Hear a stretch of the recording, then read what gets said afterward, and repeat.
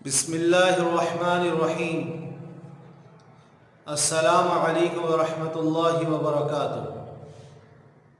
عزیز طلبہ، اسلامیات سلسلہ نمبر 8 کا اگلا سبق ہے غزوہ تبوک۔ عزیز طلبہ اکرام، ہم 9 ہجری کے واقعات پڑھ رہے ہیں۔ اس میں آپ نے سب سے پہلے جان لیا کہ 9 ہجری محرم الحرام میں تقرر عمال طے کیا گیا، عاملین کو مقرر کیا گیا، اور 9 ہجری میں ہی ربیع الثانی کے مہینے میں حضرت علی بن ابی طالب رضی اللہ تعالیٰ عنہ ایک لشکر لے کر روانہ ہوئے قبیلہ طی کی طرف فلس نامی بت کو منہدم کرنے، اور وہاں حضرت صفوانہ گرفتار ہوئیں اور پھر وہ قید ہو کے حضور علیہ السلام کے پاس آئیں اور حضور علیہ السلام سے احسان کی درخواست کی۔ حضور علیہ السلام نے ان کو ان کے بھائی کی طرف روانہ کیا اور حضرت صفوانہ رضی اللہ عنہ مسلمان ہو گئی، اور انہوں نے جا کر عدی بن حاتم رضی اللہ تعالیٰ عنہ کو بھی اس کی دعوت دی اسلام کی، اور وہ بھی مسلمان ہو گئے۔ اسی طرح 9 ہجری میں ہی حضرت کعب بن زہیر اور ان کے بھائی بجیر بن زہیر رضی اللہ تعالی عنہما مسلمان ہوئے۔ عزیز طلبہ، 9 ہجری میں جو سب سے بڑا واقعہ پیش آیا وہ تھا غزوہ تبوک۔ یہ رجب 9 ہجری میں پیش آیا۔ اس غزوے کا نام غزوہ تبوک ہے۔ یہ تبوک اس لیے کہا جاتا ہے کہ جس جگہ پر، جس مقام پر یہ غزوہ پیش آیا وہ اس جگہ کا نام تبوک تھا، اس وجہ سے اس کو غزوہ تبوک کہا جاتا ہے۔ اور اسی طرح اس غزوے کو غزوہ فاضحہ بھی کہا جاتا ہے۔ صفحہ نمبر 136 آپ کا سبق ہے 136، اس میں نام لکھے ہوئے ہیں غزوہ فاضحہ۔ فاضحہ کے معنی ہیں پول کھل جانا، پول کھل جانے کے معنی ہیں۔ اس کو فاضحہ اس لیے کہا جاتا ہے کہ اس غزوے میں منافقین کی پول کھل گئی تھی، منافقین کھل کر سامنے آ گئے تھے۔ پتہ چل گیا تھا یہ جو لوگ بظاہر مسلمان بنے پھرتے ہیں اور اپنے آپ کو مسلمان کہتے ہیں، یہ اصل میں سچے مسلمان نہیں ہیں، ان کے دلوں میں کھوٹ ہے، یہ مسلمانوں کے خلاف ہیں۔ وہ سب کھل کر سامنے آ گئے تھے، اس لیے اس کو غزوہ فاضحہ بھی کہا جاتا ہے۔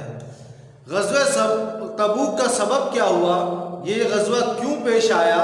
تو عزیز طلبہ، عرب کے عیسائی، جو عرب میں عیسائی رہتے تھے، انہوں نے روم کے بادشاہ جس کا نام ہرقل تھا، اس کو خط لکھا کہ محمد صلی اللہ علیہ وسلم کا انتقال ہو گیا ہے۔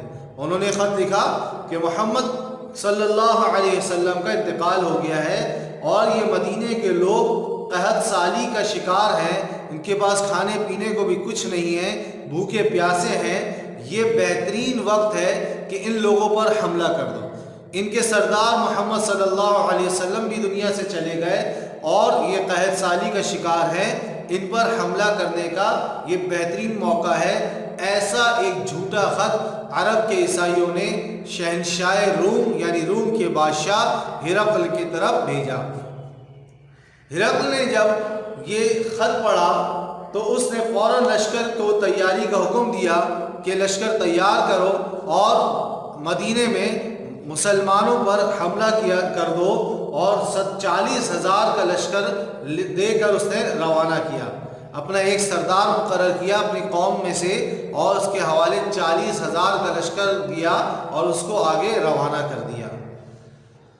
یہاں حضور صلی اللہ علیہ وسلم کو شام کے تاجروں نے، جو ملک شام کے تاجر جو مدینہ آئے ہوئے تھے، انہوں نے یہ خبر دی کہ ہرقل ایک عظیم الشان لشکر آپ کے مقابلے کے لیے لے کر بھیج چکا ہے۔ آپ کے مقابلے کے لیے، آپ سے مقابلے کے لیے ہرقل نے ایک عظیم الشان لشکر روانہ کیا ہے، جس کا مقدمۃ الجیش ہر اول دستہ، یعنی سب سے اگلا دستہ عزیز طلبہ جب یہ لشکر روانہ ہوتے تھے تو مختلف دستے مختلف جماعتیں بنتی تھی. ایک سب سے آگے جماعت ہوتی تھی, دستہ ہوتا تھا جو پہلے آگے جگہ پہ پہنچتے تھے, مقام پہ پہنچتے تھے اور آنے والے لوگوں کی, آنے والی جماعتوں کی, آنے والے دستوں کی لیے رہنے وغیرہ کی تیاری کرتے تھے. تو وہ جو مقدمۃ الجیش ہے, جو سب سے اعلیٰ دستہ ہے, وہ مقام بلقا تک پہنچ گیا ہے. مقام بلقا آپ پہلے پڑھ چکے ہیں غزوہ موتا کے موقع پر کہ موتا کا مقام جو ہے وہ ملک شام میں بلقا کے مقام پر واقع ہے. تو اسی جگہ تک وہ لشکر کا اول دستہ پہنچ گیا ہے اور وہ رواں دواں ہے آپ پر مدینے میں حملہ کرنے کے لیے. حضور صلی اللہ علیہ وسلم کو جب یہ اطلاع ملی تو حضور علیہ السلام نے فوراً سفر کی تیاری کا حکم دیا اور کہا کہ ہم جلد سے جلد نکلیں گے تاکہ ہم تبوک کا مقام جو رومی حکومت کی سب سے آخری سرحد تھی ان کی سرحد پر ہی جا کر ہم مقابلہ کریں گے. اس لیے حضور علیہ السلام نے فوراً لشکر کو تیاری کا حکم دیا. اب عزیز طلبہ, وقت کچھ ایسا تھا کہ عرب میں اس وقت خوب گرمی تھی, بالکل گرم موسم تھا اور حضور علیہ السلام نے اس وقت جہاد کا غزوہ کا حکم دے دیا تھا اور پھلوں کے پکنے کا وقت تھا وہ کہ جو عرب کی مسلمانوں کی جو تجارت تھی وہ یہ کھجور وغیرہ پکتی تھی تو اس کو وہ دوسرے ملکوں میں بیچا کرتے تھے. تو وہ کھجوریں پکنے کا وقت تھا, پھل کے پکنے کا وقت تھا کہ اگر وہ پھل پک جائیں گے تو اس سے تجارت ہوگی اور اگر اس کو نہیں توڑا, وہ درخت میں پکتے رہے تو وہ خراب ہو کے گر جائیں گے اور یہ ساری تجارت ضائع ہو جائے گی. تو اس ایسا وقت چل رہا تو منافقین گھبرا گئے کہ ایسے سخت وقت میں ہم مقابلے کے لیے رومیوں سے کیسے جائیں گے, اور وہ نہ جانے کو تیار تھے کہ کس طرح مسلمانوں کو بھی ہم روک لیں, ہم خود بھی نہ جائیں. اس وقت میں یہ منافقین کی پول کھل گئی, ان کا پردہ فاش ہو گیا کہ یہ وہ لوگ ہیں جو جناب رسول اللہ علیہ السلام کے حکم کو نہیں مانیں گے اور حضور علیہ السلام کے ساتھ چلنے کو تیار نہیں ہو رہے ہیں. تو یہ منافقین ہیں اور وہ یہ کہہ کر مسلمانوں کو بھی روکنے لگے کہ لا تنفروا فی الحر, لا تنفروا فی الحر, ایسی گرمی میں مت نکلو, یہ گرمی کا موسم ہے, اس پھل پکنے کا وقت ہے, ایسے وقت میں نہ نکلو, رک جاؤ, ابھی ہم مقابلے کے لیے نہیں نکلتے. وہ ڈر بھی گئے, گھبرا بھی گئے کہ ہم رومیوں سے کیسے مقابلہ کریں گے اور یہ جو تجارت کا وقت آنا ہے یہ ہمارا خراب ہو جائے گا. تو اس وجہ سے وہ گھبراہٹ کے مارے یہ کہنے لگے لا تنفروا فی الحر, ایسی گرمی میں مت نکلو. لیکن عزیز طلبہ, صحابہ کرام جو سچے مسلمان تھے رضی اللہ عنہم, جو جہاد کے لیے ہر وقت تیار رہتے تھے, نبی صلی اللہ علیہ وسلم کے ہر حکم پر لبیک کہنے والے تھے, انہوں نے منافقین کی کسی بات کو نہیں سنا بلکہ حضور صلی اللہ علیہ وسلم کے ایک حکم پر جہاد کی تیاری شروع کر دی اور جس سے جو ہو سکا وہ جہاد کے لیے اس نے کیا, جو خرچہ کر سکا, جو مال دے سکا لشکر کی تیاری کے لیے, لشکر کے سفر کے لیے, وہاں رہنے کے لیے میں جو کھانے پینے کی ضرورت ہوگی ان سب کا انتظام, جہاد کے لیے جن جن چیزوں کی ضرورت ہے, گھوڑوں کی ضرورت ہے, اونٹ کی ضرورت ہے, اسلحہ کی ضرورت ہے, جس سے جو ہو سکا اس سے سب کچھ اپنے حیثیت سے بڑھ کر کیا. اور اسی میں خلفائے راشدین میں سے خلیفہ اول حضرت ابو بکر صدیق رضی اللہ تعالی عنہ کا یہ جذبہ تھا کہ انہوں نے غزوہ تبوک کے موقع پر اپنے گھر کا سارا سامان لا کر جناب رسول اللہ علیہ وسلم کی خدمت اقدس میں رکھ دیا. جتنا کچھ مال تھا گھر میں سب کچھ لے کر آ گئے, گھر میں کچھ بھی نہیں چھوڑا, سارا کا سارا غزوے کی تیاری کے لیے حضور صلی اللہ علیہ وسلم کی خدمت اقدس میں لا کر پیش کر دیا.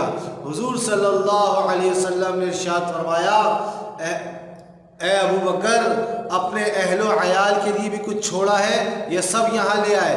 حضرت ابو بکر صدیق رضی اللہ تعالی عنہ نے عرض کیا یا رسول اللہ, صرف اللہ اور اس کے رسول کا نام چھوڑا ہے, اللہ اور اس کے رسول کا نام چھوڑا ہے، باقی سب کچھ لے آیا، اللہ اور اس کے رسول کا نام ہوگا تو سب کچھ مل جائے گا، ساری کامیابی مل جائے گی۔ مال سارا آپ کی خدمت میں لا کے رکھ دیا، گھر میں صرف اللہ اور اس کے رسول کا نام چھوڑا ہے۔ خلیفہ ثانی حضرت امیر المومنین عمر فاروق رضی اللہ تعالی عنہ کا یہ جذبہ تھا، یہ قربانی تھی کہ انہوں نے اپنے تمام مال کے 2 حصے کر دیے، اپنے تمام مال کے 2 حصے کر دیے، اور ایک حصہ گھر میں چھوڑا اور ایک حصہ حضور صلی اللہ علیہ وسلم کی خدمت میں لا کر پیش کر دیا۔ حضور علیہ السلام کو اس سے بہت خوشی ہوئی، حضور علیہ السلام کو بہت مسرت ہوئی۔ حضرت عثمان غنی رضی اللہ تعالیٰ عنہ خلیفہ ثالث حضرت ذو النورین رضی اللہ تعالیٰ عنہ نے اس غزوے میں اپنی دولت کو پانی کی طرح بہایا، خوب حضور علیہ السلام کی خدمت میں اپنا مال پیش کیا غزوہ تبوک کے لیے۔ حضرت عثمان رضی اللہ عنہ نے 10,000 دینار لشکر کی تیاری میں خرچ کیے۔ 10,000 دینار اس زمانے میں بہت اہمیت رکھتے تھے۔ 10,000 دینار تو حضور علیہ السلام کی خدمت میں پیش کیے غزوے کی تیاری کے لیے، اور اس کے علاوہ اونٹ اور گھوڑے بھی پیش کیے۔ حضرت عثمان رضی اللہ تعالیٰ عنہ نے لشکر کے لیے جو اونٹ پیش کیے اس کی تعداد 900 تھی۔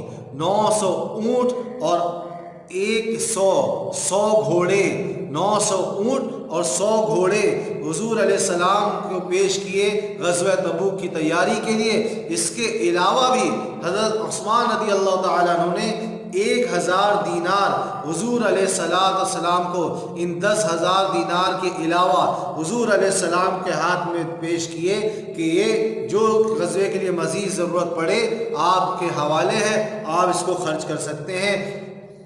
حضور علیہ السلام کو حضرت عثمان کی اس بے مثال فیاضی پر بے انتہا خوشی اور مسرت ہوئی، بہت خوش ہوئے حضور علیہ السلام کہ اللہ کی راہ میں یہ حضرات ایسے اپنا مال و دولت پیش کر رہے ہیں۔ حضور علیہ السلام نے حضرت عثمان رضی اللہ تعالیٰ عنہ کے لیے دعا فرمائی کہ اے اللہ میں عثمان سے راضی ہوا، تو بھی اس سے راضی ہو جا۔ یہ وہ شخص ہے حضرت ذو النورین رضی اللہ عنہ جس سے حضور صلی اللہ علیہ وسلم راضی تھے، اور جس سے حضور علیہ السلام نے اللہ سے دعا کی کہ اللہ آپ بھی راضی ہو جائیں، تو جس کے لیے حضور علیہ السلام نے دعا کر دی تو اللہ اس سے بھی لازمی راضی ہو جائیں گے۔ تو حضرت عثمان رضی اللہ عنہ کے لیے حضور علیہ السلام نے یہ دعا فرمائی کہ اللہ میں عثمان سے راضی ہوا، تو بھی اس سے راضی ہو جا۔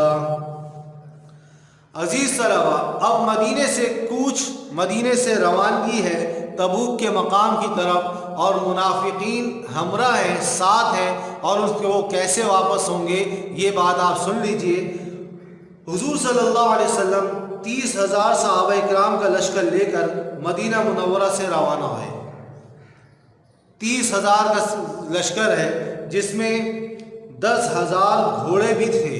10,000 گھوڑے ہیں، بہترین لشکر روانہ ہوتا ہے۔ وہاں سے رومیوں کا 40,000 کا لشکر آ رہا ہے، یہاں سے حضور علیہ السلام 30,000 کا لشکر لے کر روانہ ہوئے ہیں۔